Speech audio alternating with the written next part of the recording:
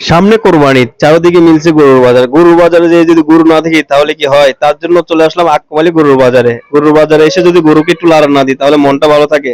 কি রাগ করলা? থাক, রাগ করার কিছু নাই। বাজারে আসার পর যদি একটা গরুর রাশি না দেখি তাহলে কি হয়? দেখি সামনে কোনো মক্কেল পাই কিনা। একটা পাইছি।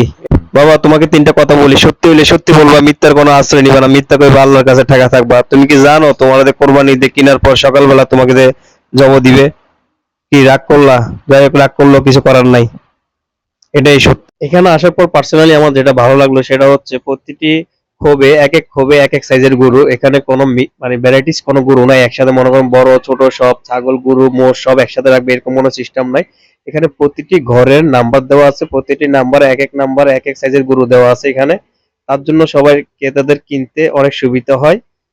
তো যারা এখনো পর্যন্ত গরু কিনেন নাই তারা চলে আসবেন আকমালী গরুর বাজার। এখানে এসে সুন্দরভাবে সুস্থভাবে ঘুরে ভালোভাবে দেখে শুনে গরু কিনতে পারবেন।